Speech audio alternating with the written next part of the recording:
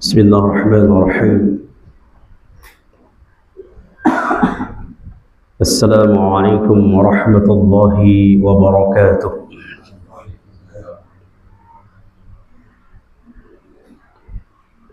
إن الحمد لله نحمده ونستعينه ونستغفره ونعوذ بالله من شرور أنفسنا وسيئات أعمالنا. من يهده الله فلا مضل له ومن يضلله فلا هادي له. أشهد أن لا إله إلا الله وحده لا شريك له، وأشهد أن محمدًا عبده ورسوله وحبيبه وخليله، ولا نبي ولا رسول بعده. يا أيها الذين آمنوا اتقوا الله حق تقاته ولا تموتن إلا وأنتم مسلمون. أما بعد، معاشر المسلمين والمسلمات رحمني ورحمكم الله. Alhamdulillah, kita bersyukur kepada Allah Rabbul Izzati wal Jalalah yang telah banyak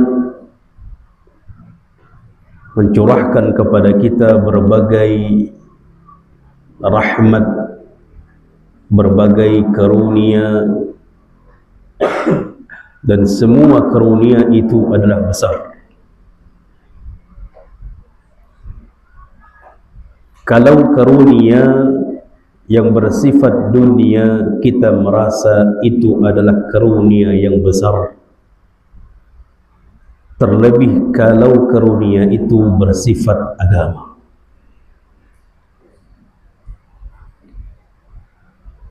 Terlebih kalau nikmat dan karunia pemberian itu bersifat akhirat, bersifat keselamatan diri kita nanti di akhirat, maka itu karunia yang lebih besar lagi.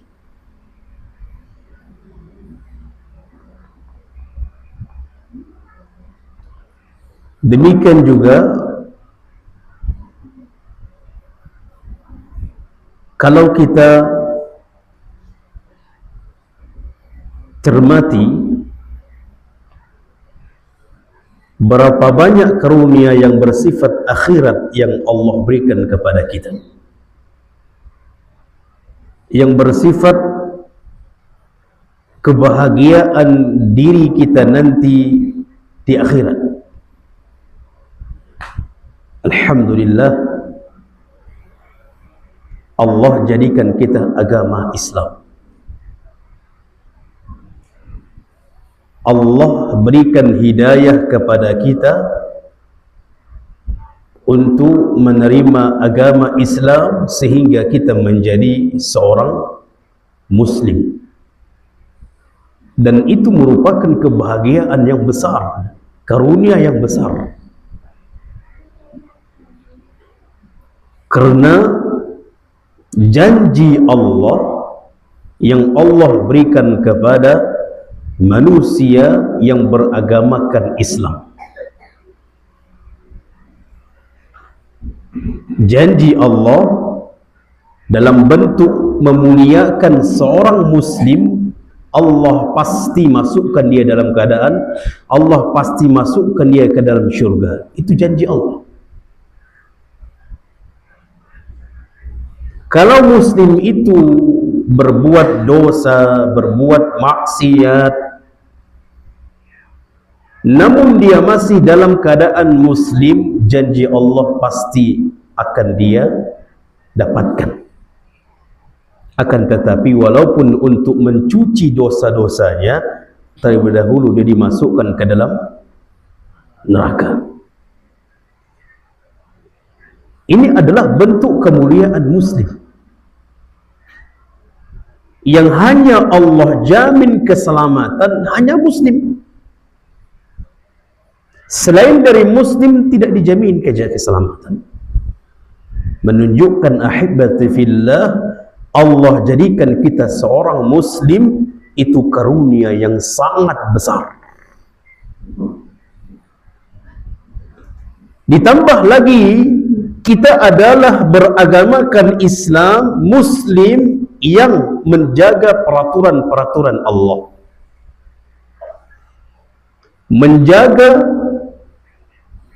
kewajiban-kewajiban yang Allah bebankan kepada seorang muslim. Karena ada muslim yang tidak menjaganya. Ada muslim yang tidak menjaganya. Ada muslim yang tidak peduli dengan peraturan agamanya. Namun tatkala Allah jadikan kita patuh di dalam agama, peraturan-peraturan agama, wallahi tingkatan level kita naik lagi. Derajat kita Allah tinggikan.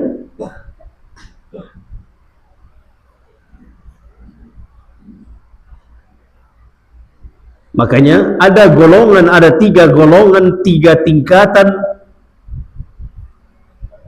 dari manusia yang Allah mengatakan ada orang yang muslim tapi dia melakukan dosa dan maksiat.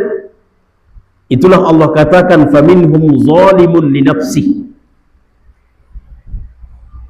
Ada di antara muslim itu yang menzalimi diri mereka dengan tidak taat kepada peraturan agamanya. Ada yang benar-benar menjalankan agamanya, wa minhum sabiqun bil khairat, yang sangat patuh kepada agamanya sehingga level mereka lebih tinggi lagi. Dan alhamdulillah Allah berikan itu kepada kita. Allah perintahkan kita untuk salat, alhamdulillah kita salat. Allah perintahkan kita untuk puasa, alhamdulillah kita puasa. Bahkan ada yang subhanallah yang gemar dengan puasa. Itu nikmat Allah. Allah perintahkan kita berzakat, alhamdulillah. Allah perintahkan kita untuk membaca Al-Quran, mengamalkan Al-Quran, mempelajari Al-Quran, belajar agama. Alhamdulillah, Allah berikan itu kepada kita. Nikmat taufik hidayah dari Allah, sehingga Allah jadikan kita seperti itu. Ini nikmat.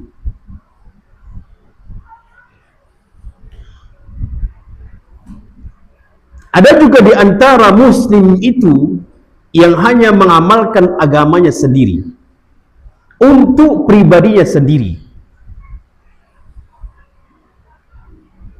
Dan ada muslim bukan untuk berhenti pada dirinya, justru dia juga menyampaikan kepada orang lain. Inilah dakwah.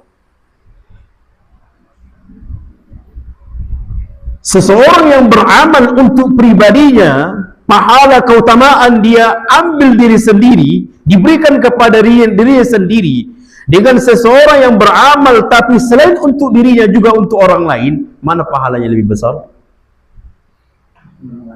Untuk orang lain. Maka dari itu kata Nabi SAW, dan banyak dikatakan disyarah oleh para ulama, mana lebih besar keutamaan orang yang belajar dengan orang yang sholat? Orang yang belajar. Kalau orang yang sholat untuk pribadinya, pahalanya, keutamaannya untuk pribadinya sendiri. Adapun orang belajar untuk pribadinya dan untuk orang lain. Udah Isya? Hah? Itu Arab kan? Udah azan. Ini belum masuk ke tema kita nih. Jadi lebih besar utamanya orang yang belajar. Maka dari itu Al-Imam Malik menggabungkan. Wallahi ini luar biasa kefaqihan Al-Imam Malik. Ketika ditanya, ya Imam, mana lebih utama orang yang menghidupkan malam dengan belajar, dengan menghidupkan malam dengan membaca Al-Quran, dengan sholat malam, sholat tahajud, mana lebih besar keutamaannya? Al-Imam Malik menggabungkannya. Sholat tahajud 2 rakaat, setelah itu silakan belajar.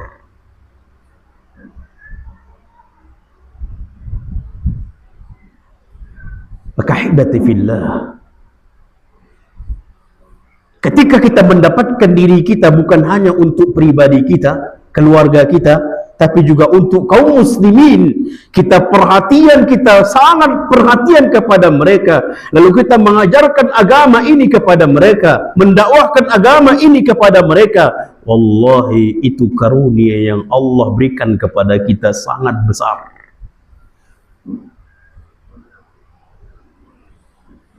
Dakwah. Bukankah hadis Nabi SAW mengatakan agama ini akan sampai kepada pelosok-pelosok dunia? Alangkah nikmatnya kalau kita di dalamnya ada peranannya. Janji Allah, agama ini akan sampai ke telinga-telinga manusia, sampai kepada penduduk dunia. Alangkah nikmat besar kita di antara di sana ada peranannya. Makanya kata Nabi SAW, ada manusia itu miftahul khair, membuka kebaikan-kebaikan, dan ada manusia yang menutup kebaikan-kebaikan, membuka pintu kebaikan. Dan kata Rasul, jadilah muslim yang membuka pintu kebaikan-kebaikan, bukan menjadi muslim yang menutup pintu kebaikan-kebaikan. Membuka pintu kebaikan-kebaikan. Di mana ada kebaikan, dia buka pintu itu. Jadilah muslim seperti itu. Seorang sahabat Mus'ab dan banyak para sahabat lainnya, ketika mereka masuk ke dalam Islam, lalu terus belajar mempelajari agama Islam, lalu mereka mengatakan kepada Rasul, ya Rasulullah, izinkan kami berdakwah ke kampung kami, daerah kami. Subhanallah.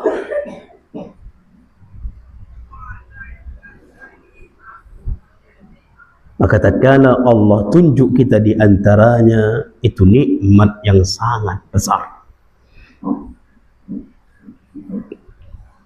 Ahibati fillah, bukankah Allah sudah memberikan sebuah renungan bagi kita? Ya ayyuhalladzina amanu taqullaha wal tanzur nafsum ma qaddamat lighad. Allah jemaah, ketika kita membaca ayat ini, sebuah renungan yang luar biasa. Hai orang-orang yang beriman, bertakwalah kalian kepada Allah. Wal tanzur nafsum ma qaddamat lighad.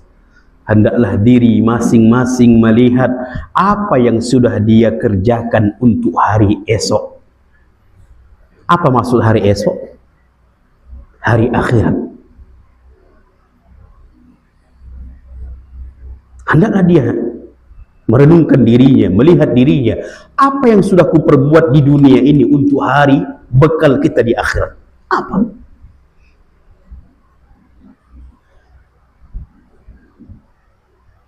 Maka dari itu kita mengambil sebuah pembahasan, merenungkan kita untuk kehidupan itu. Terlebih kita hidup di zaman maddiyah, di zaman yang penuh dengan material. Bahkan manusia saat ini berpatokan dengan condong kepada yang punya harta. Betul tak? Nah, para ulama menyebutkan banyak manusia akan datang sebuah zaman manusia akan condong kepada orang yang memiliki harta.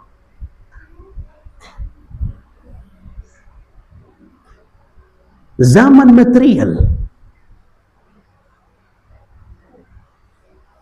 sehingga tidak asing manusia itu terus mengejarnya, sehingga meninggalkan kehidupan yang akan dia tempati.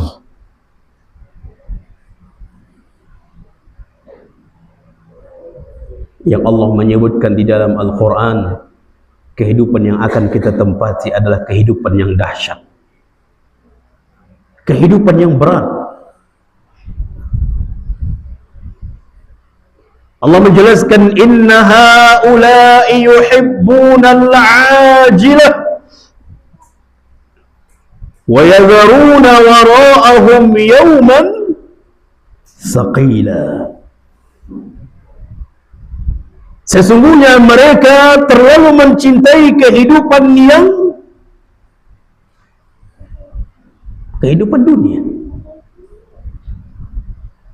Sesungguhnya mereka terlalu mencintai kehidupan dunia. Wa yazaruna wara'ahum yawman thaqila.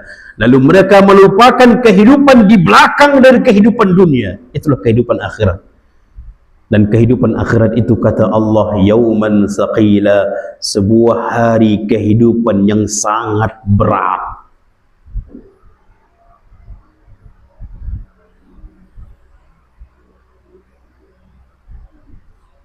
Kalau kita berpikir kehidupan akhirat itu adalah kehidupan yang berat,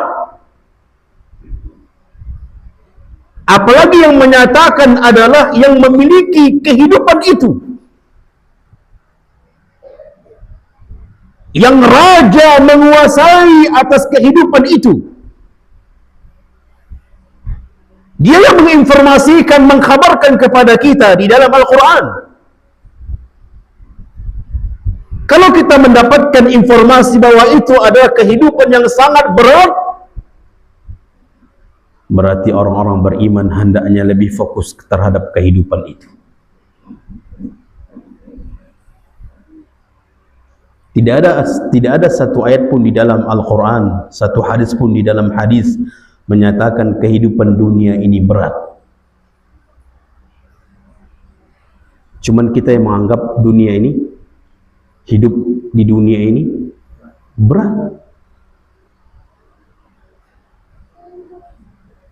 Saking beratnya kita menganggap hidup di dunia ini berat, kita melupakan kehidupan yang berat yang sesungguhnya.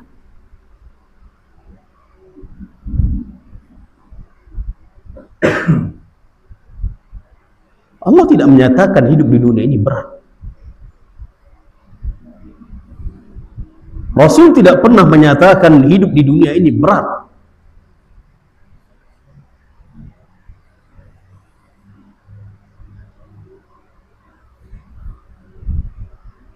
Maka orang yang berpikir, orang yang berakal, orang yang cerdas, ketika mendengar kalimat berat, pasti dia akan lebih fokus condong ke sana untuk mempersiapkan diri di hari yang berat itu.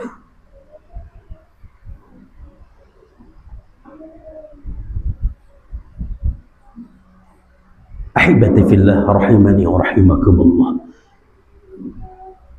Maka semua yang kita lakukan di permukaan bumi ini adalah persiapan untuk kehidupan itu.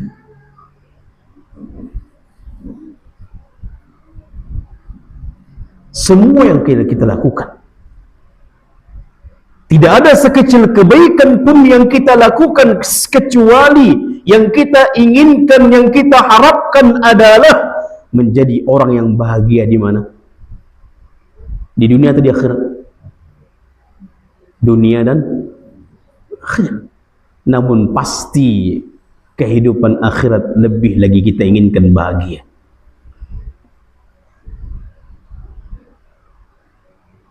Akan tetapi kehidupan, bagaimana nanti kehidupan akhirat itu bahagia atau sengsara, di dunia ini membentuknya. Di dunia ini membentuknya. Di dunia ini pilihannya. Apalagi sudah disabarkan, sudah disebarkan, sudah diinformasikan, sudah disampaikan oleh Allah dan Rasulnya. Begini orang hidup di dunia, kebahagia di akhirat. Begini orang sengsara di akhirat. Sudah disampaikan.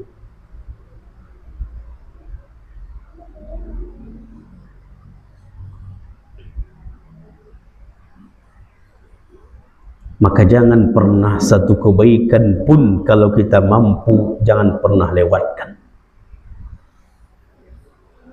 Kenapa? Kata Nabi SAW, la tahtaqiranna bil ma'rufi syai'a. Jangan pernah kalian menyepelekan satu kebaikan pun, kecil pun itu jangan pernah menyepelekannya.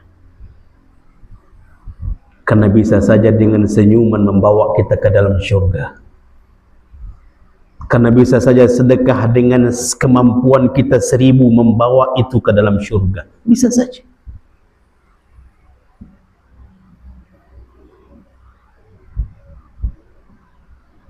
Maka seperti yang kita lakukan malam ini, tempat yang minimal manusia mendengarkan agama. Jangan pernah mengharapkan mereka ikut, karena itu adalah di biadillah, di tangan Allah. Hidayah di tangan Allah. Namun tugas kita minimal di telinga-telinga manusia terlewatkan agama. Sehingga itu menjadi hujah nanti di hadapan Allah mereka, dan itu menjadi kebaikan bagi kita nantinya. Biarlah capek-capek kita di mana tempat yang kita tuju untuk mengajarkan manusia, di samping juga kita untuk belajar, biarlah kita lelah, capek. Ikhwani wal akhwati fid din, hidup di dunia ini memang harus siap capek dan lelah. Alangkah mulianya, lelahnya kita, capeknya kita di atas agama.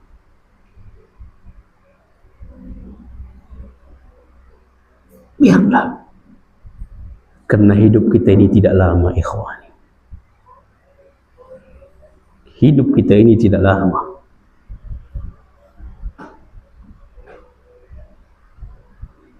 Ahibati fillah rahimani wa rahimakumullah. Ada sebuah hadis Nabi sallallahu alaihi wasallam yang ini adalah sebuah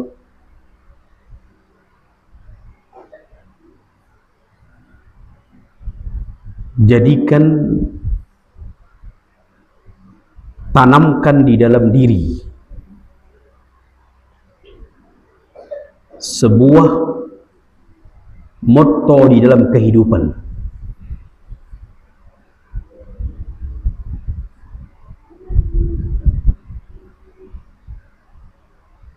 Dari Anas radhiyallahu anhu,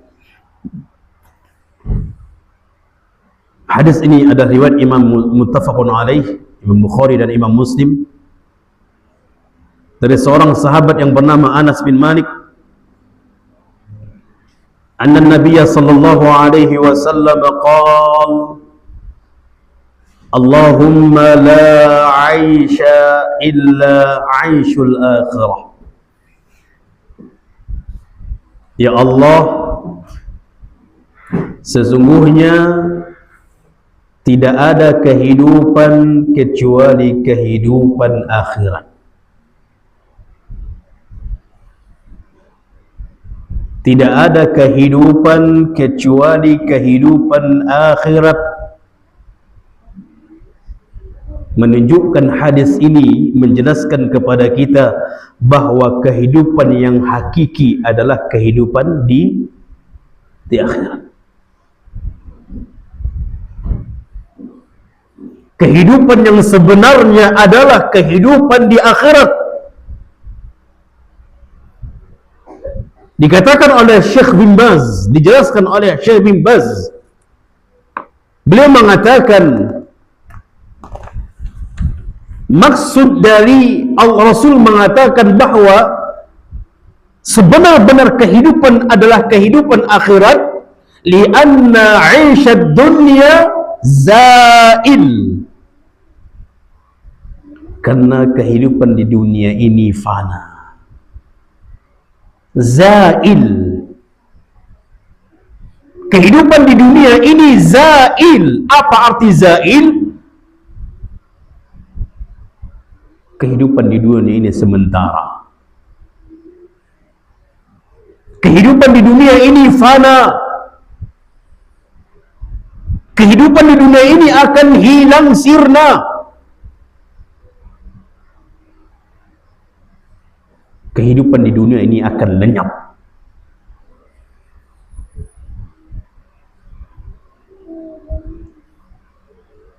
Akan tetapi kehidupan akhirat huwa daim, baqin, adalah kehidupan yang kekal selama-lamanya.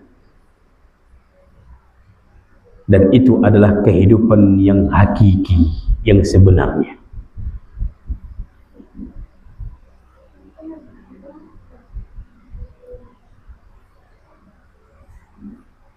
Hal yang sama disampaikan oleh Allah di dalam Al-Quran.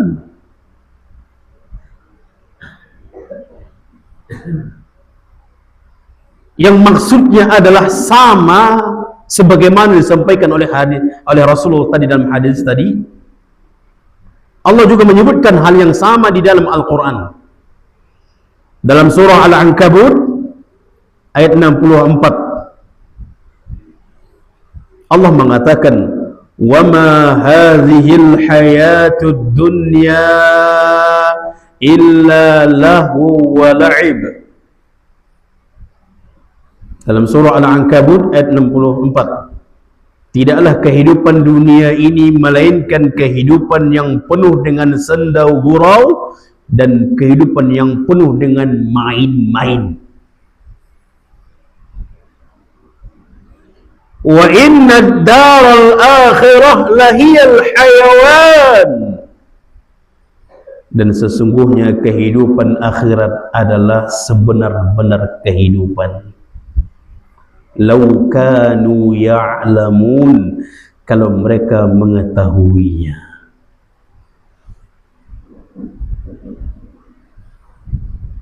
Allah menjelaskan kehidupan akhirat adalah sebenar-benar kehidupan. Di dunia ini adalah kehidupan yang senda gurau, penuh dengan permainan.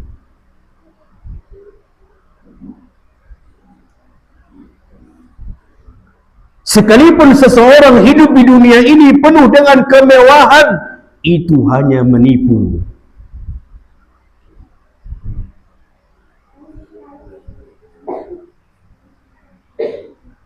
Itu hanya bersifat menipu. Siapa yang mengatakan kemewahan hidup di dunia ini adalah bersifat menipu? Allah. Sebagaimana Allah sebutkan dalam surah Al-Hadid, "Wa mal hayatud dunya illa mata'un ghurur." Hidup di permukaan bumi ini adalah tidak lain kecuali melainkan kehidupan, kesenangan, kemewahan yang bersifat menipu. Sangkingkan tertipunya, sangkingkan menipunya dunia itu, kemewahan itu, banyak nggak yang tertipu? Banyak yang tertipu.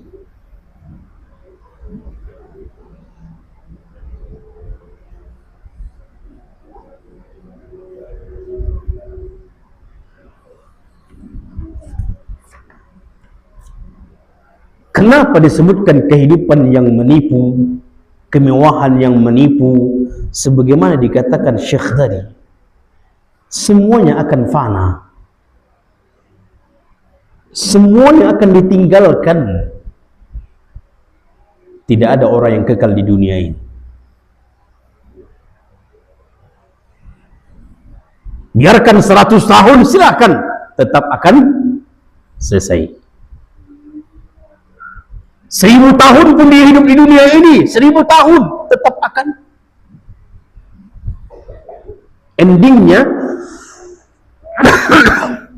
akhirnya juga akan dia meninggalkan dunia.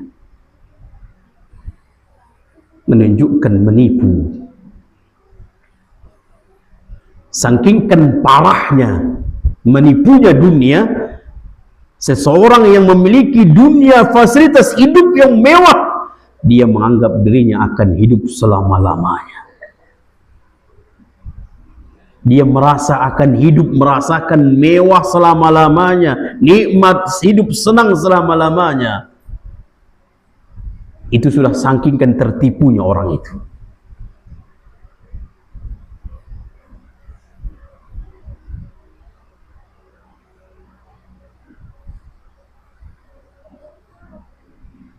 Jadi ahibati fillah, Rasul yang mengatakan kehidupan yang sebenarnya adalah kehidupan di mana? Di akhirat.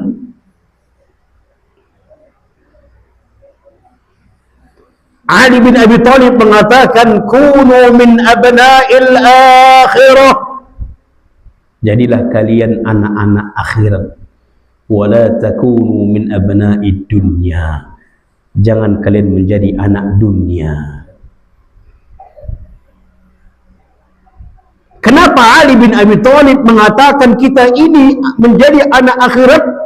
Anak akhirat itu, ikhwani wal akhwati fid din, adalah semua mulai dari ujung kepala sampai ujung kaki, semuanya mengarah kepada kehidupan akhirat. Ini hakikatnya. Maka lihat para sahabat, jasad mereka masih di dunia, ruh mereka sudah sampai akhirat. Semuanya mereka habiskan untuk hidup kehidupan akhirat. Waktu mereka, harta mereka, sekalipun darah mereka, perjuangan mereka untuk dunia tentu akhirat. Itu akhirat.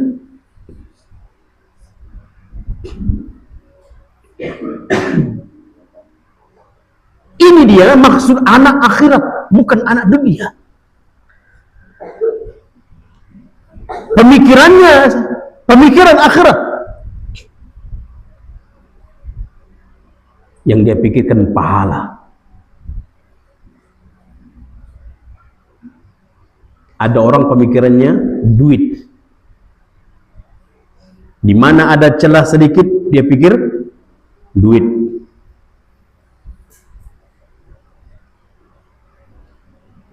Tapi mukmin, anak akhirat adalah di mana ada celah kebaikan, pahala. Faham ini, kawan? Ini anak akhirat. Dan itu akan teraplikasi dalam kehidupannya. Pikirannya akhirat, hatinya akhirat, ruhnya akhirat.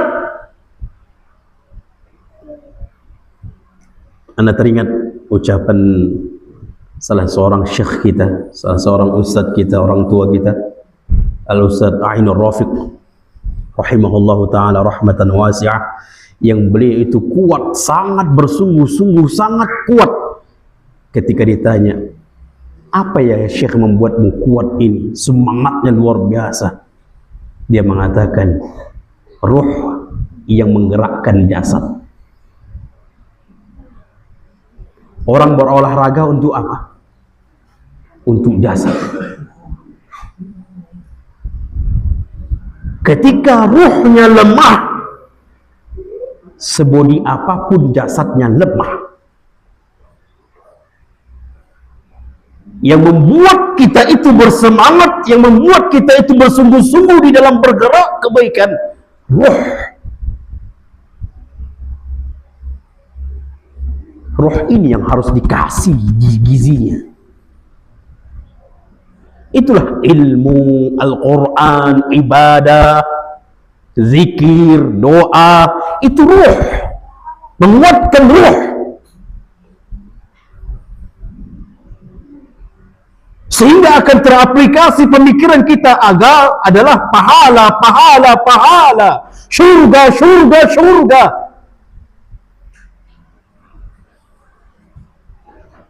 Bukan dunia.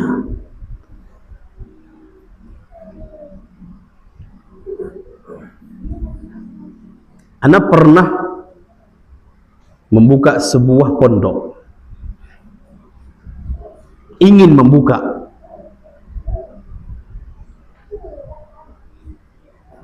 Di antara jemaah, tapi bukan di sini ya, sana, mengatakan, Ustadz, kalau nanti besar ini pondok, uangnya kemana?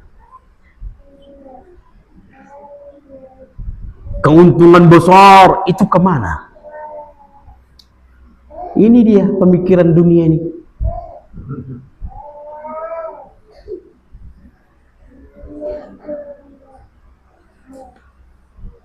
Ini dia.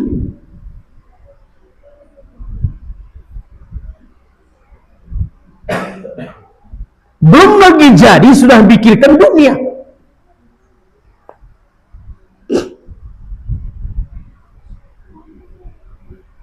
Ali bin Abi Thalib menginginkan kita adalah jadilah anak-anak akhirat. Pemikirannya, pikirannya, hatinya, batinnya, zahirnya akhirat. Kenapa? Karena Rasul mengatakan la aisha illa aishul akhirah. Tidak ada kehidupan yang hakiki kecuali kehidupan akhirat. Kemewahan apapun yang kita dapatkan di dunia ini fana, sirna, lenyap. Adapun kehidupan akhirat, kehidupan yang daim, kehidupan yang baqin, yang kekal selama-lamanya. Bayangkan kalau seandainya kita di akhirat itu orang yang bahagia. Karena di akhirat itu ada dua golongan. Fariqun fil jannah wa fariqun fis sa'ir, kata Allah. Satu golongan di surga, satu golongan lagi di neraka. Faminhum syaqiyyun wa sa'id. Di antara mereka ada yang golongan yang bahagia, itulah ahli surga, ahli jannah. Dan ada golongan yang menderita, itulah ahli neraka. Tidak ada yang lewat dari ini. Azan. Untuk memilihnya itu dua. Yang memilihnya dua macam ini, dua golongan ini di akhirat, mau golongan yang bahagia atau golongan yang sengsara, di dunia ini memilihnya.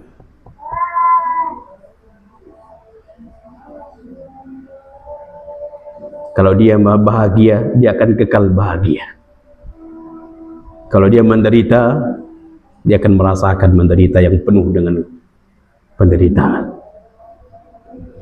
Baik, kita isya dulu. Setelah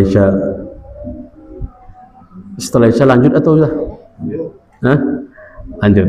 Baik. Wassalamualaikum ala nabiyina Muhammadin wa ala alihi wa sahbihi ajma'in. Assalamualaikum warahmatullahi wabarakatuh. Bismillahirrahmanirrahim. Assalamualaikum warahmatullahi wabarakatuh. Alhamdulillahi rabbil alamin. Wassalatu wassalamu ala ashrafil anbiya'i wal mursalin wa ala alihi wa ashabihi ajma'in. Ahibati fillah rahimani wa rahimakumullah. Tadi sudah kita jelaskan penjelasan dari hadis Nabi sallallahu alaihi wasallam tentang hakikat kehidupan, tentang sebenar-benar kehidupan adalah kehidupan akhirat. Sebagaimana disebutkan dalam hadis muttafaqun alaih dari Anas bin Malik, Allahumma la 'aisha illa 'aishul akhirah. Ya Allah, tidak ada kehidupan melainkan dari kehidupan akhirat. Juga disebutkan oleh Allah di dalam Al-Quran surah Al-Ankabut ayat 64, Allah mengatakan, wa ma hadhil hayatud dunya illa lahu wa la'ib. Tidaklah kehidupan di dunia ini melainkan dari senda gurau dan permainan-permainan. Wa inna ad-daral akhirah lahiyal hayawan. Dan sesungguhnya kehidupan akhirat adalah hakikat kehidupan, sebenar-benar kehidupan. Lau kanu ya'lamun, jika mereka mengetahuinya.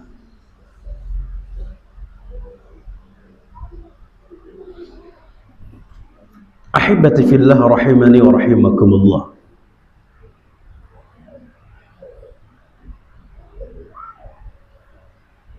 Disebutkan dalam sebuah hadis rawahu Muslim, hadis yang diriwayatkan oleh al-Imam Muslim di dalam sahihnya, dari seorang sahabat Al-Mustawrid bin Shaddad. Al-Mustawrid bin Shaddad radhiyallahu anhu. Di sini Rasul menjelaskan perbedaan, perbandingan dunia dengan akhirat. Ana berharap hadis ini kita benar-benar renungi, benar-benar resapi sampai masuk ke dalam lubuk hati kita. Qala Rasulullah sallallahu alaihi wasallam, telah bersabda Rasulullah sallallahu alaihi wasallam, mad dunya fil akhirah.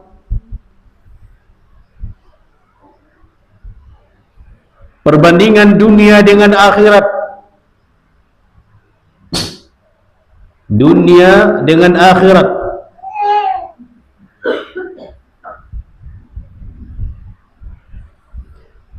Illa mithlu ma yaj'alu ahadukum usbu'ahu fil yammi, melainkan seperti seseorang atau salah seorang di antara kalian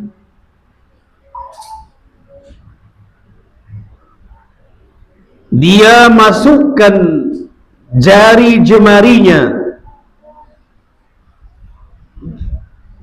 salah satu jari jemarinya fil yammi, di lautan. Jari jemarinya dia masukkan ke mana? Ke lautan. Falyanzur bima yarji'. Ketika kita memasukkan jari jemari kita, satu jari jemari kita ke dalam lautan, kemudian angkat, air yang mengikut, itulah permisalan dunia. Air yang mengikut di jemari itu, itulah permisalan dunia. Sedangkan lautan itu adalah akhirat.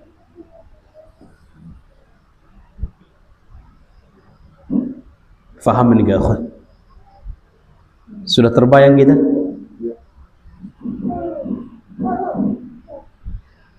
Kalau diangkat oleh jari jemari itu, ada enggak dikatakan berkurang lautan itu?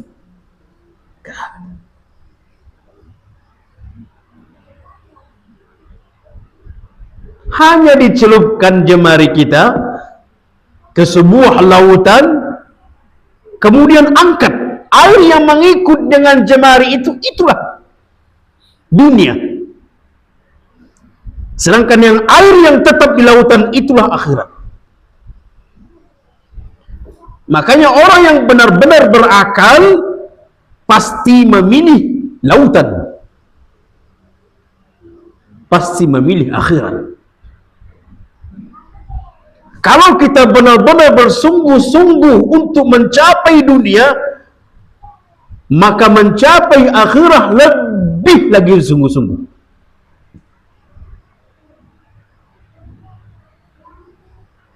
Kalau kita capek, lelah, letih untuk mengejar, mencari dunia, untuk mengejar akhirat harus lebih capek dan lelah. Namun terkadang fakta manusia saat ini, bagi yang tidak memahami, mereka menjadikan akhirat hanya apa? Hanya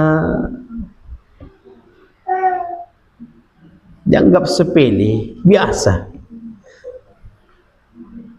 Hanya sisa-sisa waktu untuk mengejar akhirat.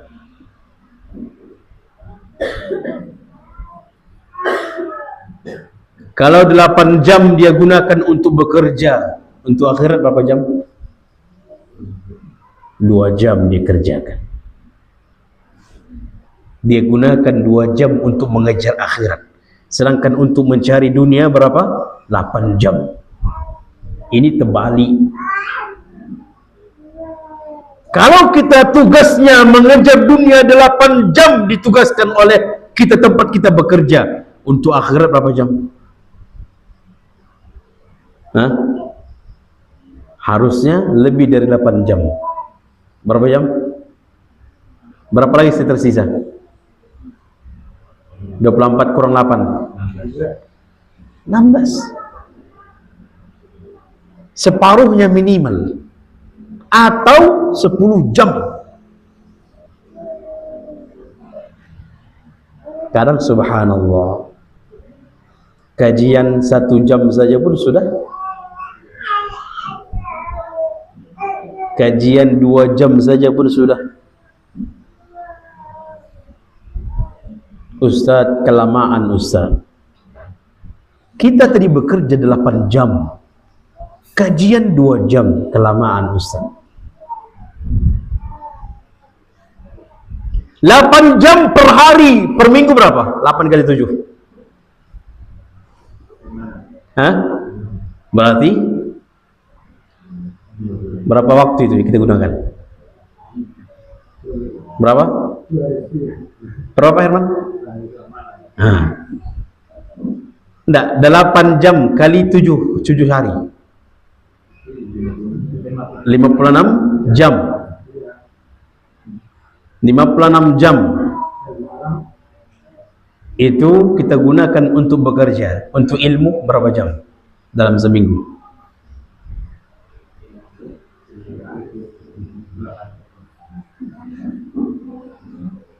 Ahibati fillah. Padahal kita jelas, kata Nabi SAW, perbandingan dunia dengan akhirat, ketika kita celupkan jemari kita ke lautan, lalu angkat, itulah dunia. Air yang mengikut dengan telunjuk itulah dunia. Sedangkan lautan itu adalah akhirat. Kenapa kita lebih menggunakan waktu kita lebih banyak atas dunia daripada akhirat?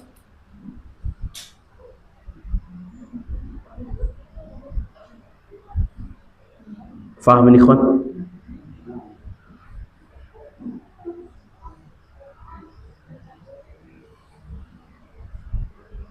Makanya hibati fillah,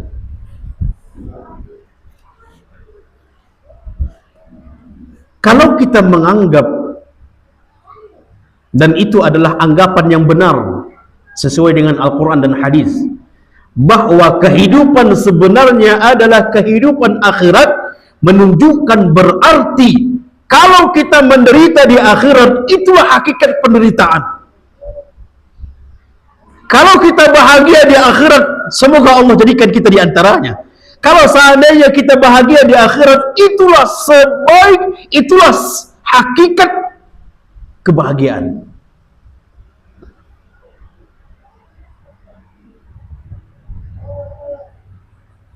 Disebutkan di dalam Al-Quran surah Az-Zumar, surah Az-Zumar ayat 15, Allah mengatakan, Qul, katakan wahai Muhammad, sampaikan wahai Muhammad, dan kita pengikut Nabi Muhammad juga kita harus menyampaikan ini. Innal khasirina alladhina khasiru anfusahum wa ahlihim yawmal qiyamah ala dhalika huwal khusranul mubin. Sampaikan wahai Muhammad, sesungguhnya orang-orang yang merugi atas diri mereka, merugi atas keluarga mereka. Siapa mereka? Mereka adalah merugi di akhirat. Lalu Allah mengatakan, menegaskan, ala dzalika huwal khusranul mubin. Ketahuilah, itulah hakikat sebenar-benar orang yang merugi. Itulah hakikat penderitaan. Jadi yang hakikat menderita itu di mana? Di dunia atau di akhirat? Di akhirat. Kalau ada orang hidup di permukaan bumi ini penuh dengan penderitaan, belum tentu menderita di akhirat. Dan dia belum mendapatkan sebenar-benar penderitaan, belum merasakan sehakikat penderitaan.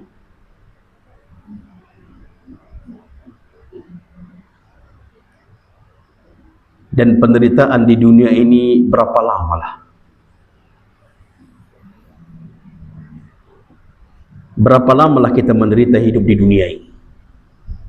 Maksud menderita di sini adalah dari segi materi. Karena bisa saja dia termasuk ahli syurga. Ana bacakan sebuah hadis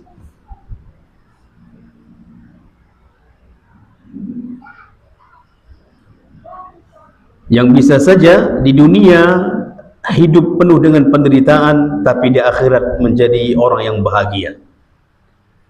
Orang bahagia maksudnya adalah orang yang masuk ke dalam syurga. Dari Anas bin Malik, ini wallahi luar biasa. Dari Anas bin Malik, juga diriwayatkan oleh Al-Imam Muslim, diriwayatkan juga oleh Al-Imam Muslim. Qala Rasulullah sallallahu alaihi wasallam, telah bersabda Rasulullah sallallahu alaihi wasallam, yu'ta bi an'ami ahli dunya min ahli an-nar yaumal qiyamah. Allah. Seseorang yang didatangkan nanti di akhirat, yang orang ini adalah orang yang termewah di dunia, namun dia penghuni neraka. Orang yang dari segi kacamata dunia, orang yang paling kaya raya, nomor 1 di dunia,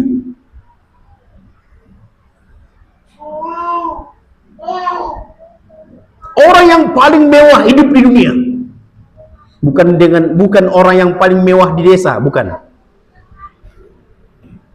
orang yang paling kaya di kota, bukan, di dunia.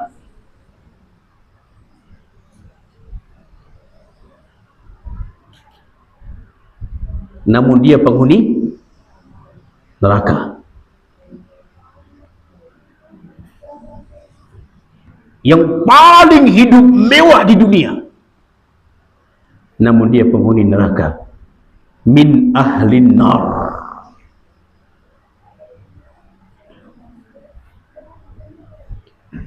fayusbaghu fin nari subrah, dicelupkan ke neraka satu celupan. Sibah atau sabah itu adalah celupan. Dicelupkan ke neraka satu celupan. Summa yuqal, kemudian ditanya, ya bani Adam, wahai fulan, hal ra'aita khairan qat, ay marra bika na'imun qat.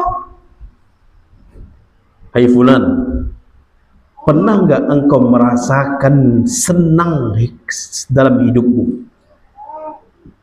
Pernah tidak engkau merasakan bahagia, nyaman, tenang dalam hidupmu? Fayaqulu la wallahi ya Rabbi. Dia mengatakan tidak pernah ya Allah. Padahal di dunia orang yang paling apa? Kaya. Paling kaya di dunia.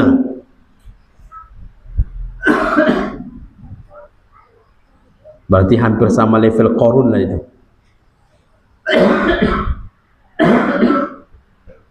Namun ketika dimasukkan ke neraka sekejap,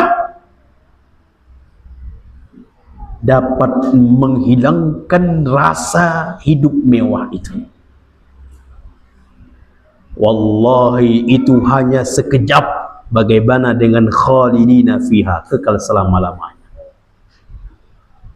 Ketika dia merasakan siksaan neraka, panasnya neraka, dia merupakan merasakan nikmat hidup yang puluhan tahun hidup dengan kemewahan. Dia lupakan itu, terlupakan semua ketika dia merasakan pedihnya neraka.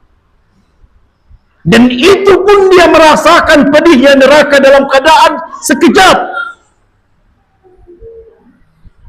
Hilang semua kenikmatan hidup dia deh. Puluhan tahun rasanya. Wa yu'ta bi ashaddin nasi bu'san fid dunya wa huwa min ahli jannah. Kemudian didatangkan lagi seseorang yang paling fakir, miskin di dunia. Ada yang tahu siapa yang paling miskin di dunia? Bukan di desa. Sedunia ini dialah yang paling melarat. Sedunia ini dia yang paling miskin. Namun dia penduduk syurga.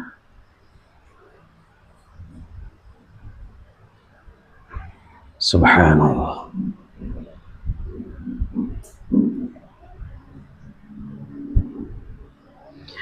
Fayusbaghu sabratan fil jannah. Demikian juga dicelupkan satu celupan di syurga. Dan dia akan dimasukkan ke dalam syurga. Fayuqalu lahu ya bani Adam, hal ra'aita bu'san qat? Hal marra bika shiddatu qat? Ketika dicelupkan, kemudian ditanya, hey fulan, pernah enggak tidak dalam hidupmu merasakan hidup sempit, susah,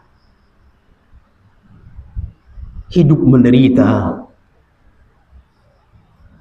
Fayaqulu, lalu dia mengatakan, la wallahi, tidak pernah ya Allah. Padahal hidupnya sampai mati penuh dengan penderitaan. Yang paling miskin, yang paling fakir di dunia, hidup penuh dengan penderitaan, tidak pernah merasakan tenang dalam bersifat material ya. Kalau dalam segi ibadah pasti dia merasakan itu.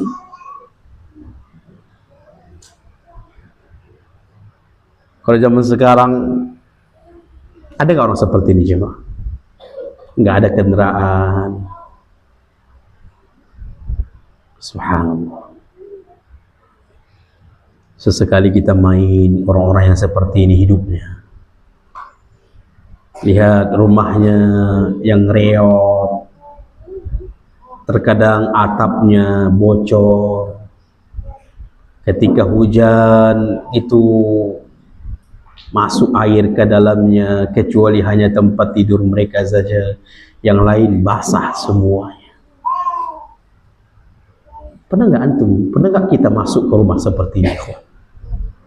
Lihat makanannya, subhanallah. Terkadang dia bekerja untuk makan 1 hari, tak makan 2 hari. Kemana-mana berjalan kaki saja. Tak ada kendaraan, sepeda apapun tidak ada. Terkadang-kadang kita perlu meluncur ke orang yang baik, melihat langsung dengan orang kehidupan seperti ini, agar kita benar-benar merasakan bersyukur kita kepada Allah. Berjalan berkilo-kilometer, jalan kaki, nggak ada kendaraan.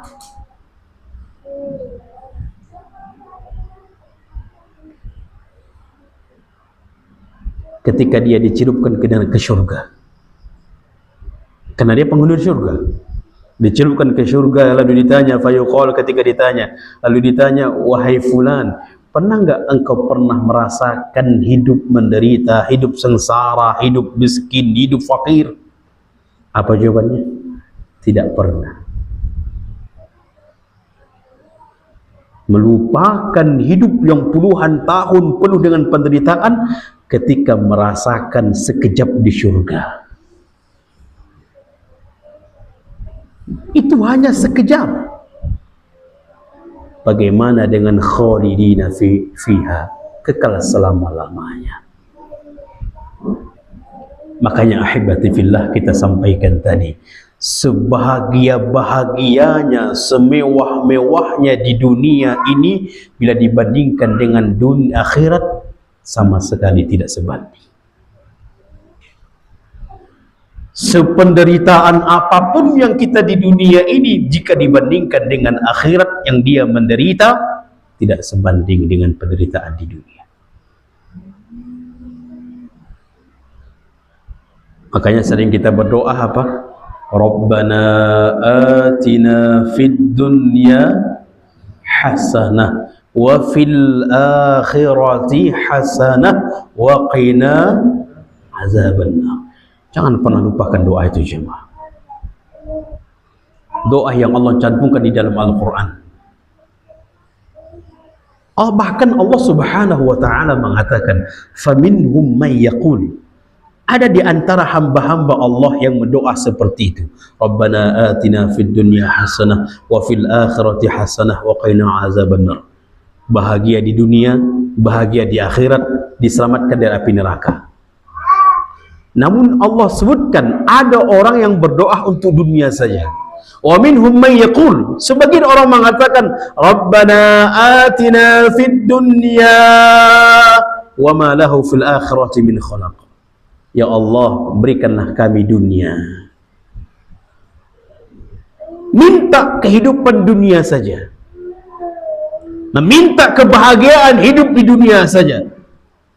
Rabbana atina fid dunya. Lalu Allah jelaskan, wa ma lahu fil akhirati min khalaq. Di akhirat tidak mendapatkan apa-apa. Kenapa dia tidak mendapatkan apa-apa? Karena minta hanya dunia saja.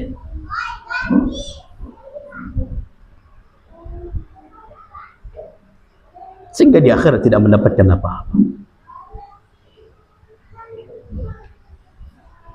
Kita minta adalah kehidupan baik di dunia maupun kehidupan yang terlebih lagi, kehidupan di akhirat.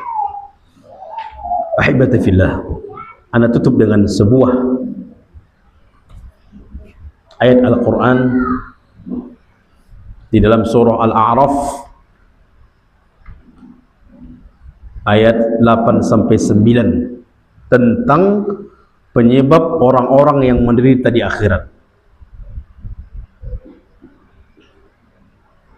Wal waznu yawma idzinil haqq faman thaqulat mawazinuhu faulaika humul muflihun wa man khaffat mawazinuhu faulaika alladzina khasiru anfusahum bima kanu biayatina yadhlimun.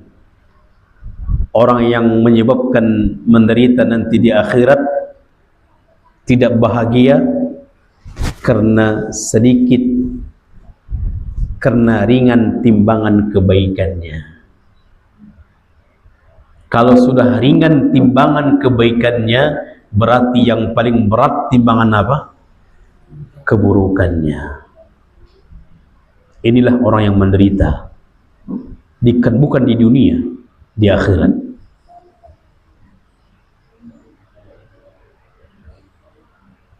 Ketika ditimbang amal kebaikan dengan amal keburukan, yang lebih berat itu amal keburukan.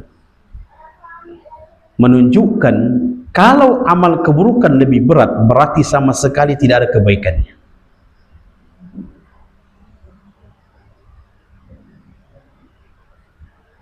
Berarti sama sekali tidak ada kebaikannya. Karena sudah kita sampaikan, sudah kita pelajari, metode malaikat di dalam mencatat kebaikan dan keburukan berbeda atau tidak? Berbeda. Niat saja untuk dalam berbuat kebaikan sudah dicatat 10, seperti kita melakukan 10 kebaikan. Ketika kita mengamalkan apa yang kita niatkan, menunaikan apa yang kita niatkan, dilipat gandakan 700, bahkan berlipat-lipat, Allah yang tahu. Itu kebaikan. Adapun keburukan, niat dalam keburukan, ingin melakukan keburukan, dicatat atau belum? Belum. Kalau dia amalkan, dia tunaikan apa yang dia niatkan atas keburukan tersebut, dia hanya dicatat 1 keburukan. Tidak seimbang. Namun kenapa bisa ketika catatan amal dia, catatan amal kebaikan dan amal keburukan, perbuatan amal kebaikan dan buruk, bila ditimbang lebih berat yang buruk, berarti tidak ada kebaikan sama sekali. Mustahil orang yang berbuat baik sama timbangannya, mustahil. Kalau benar-benar ya, benar dia melakukan kebaikan dan ikhlas dalam mengamalkan kebaikan, mustahil sama dengan timbangan keburukan, mustahil. Begitulah maha adilnya Allah. Maka wajar saja kalau nanti timbangan keburukan lebih berat daripada timbangan kebaikan, adalah orang yang menderita di akhirat. Wajar atau tidak? Wajar sekali, dan kita berlindung kepada Allah dari itu. Kemudian Allah ingatkan kita supaya jangan menjadi orang-orang yang merugi, orang yang menderita. Jangan sampai terfitnah dengan harta dan anak-anak kita. Allah mengatakan, ya ayyuhallazina amanu la tulhikum amwalukum wala auladukum an zikrillah. Hai orang-orang beriman, jangan kalian membinasakan diri kalian karena anak dan harta kalian, sehingga kalian melupakan diri kalian dari zikrullah, melupakan dari kebaikan, melupakan dari kewajiban, melupakan dari majelis ilmu. Jangan sampai anak dan harta kita. Wa may yaf'al dzalika fa ulaika humul khasirun. Kalau ada orang yang masih lalai dari zikrullah karena anak dan harta, maka merekalah orang-orang yang nanti di akhirat menderita, merugi. Na'udzubillah. Maka hibati fillah rahimani wa rahimakumullah, jadilah kita anak-anak akhirat, bukan anak-anak dunia. Ambisi kita akhirat. Bagaimana kita harus bercita-cita ingin bahagia di akhirat, dan itu adalah kehidupan yang sebenar-benarnya.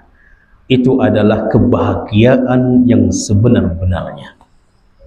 Kebahagiaan yang kita rasakan tidak sebanding dengan nanti di akhirat. Semoga kita menjadi hamba-hamba yang termasuk hamba-hamba yang min ahlil jannah di syurga bersama para nabi dan para rasul sallallahu alaihi wasallam. Ini saja, semoga bermanfaat. Kita tutup dengan doa kafaratul majlis.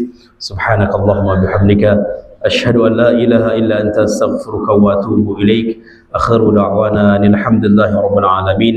Wassalamualaikum warahmatullahi wabarakatuh.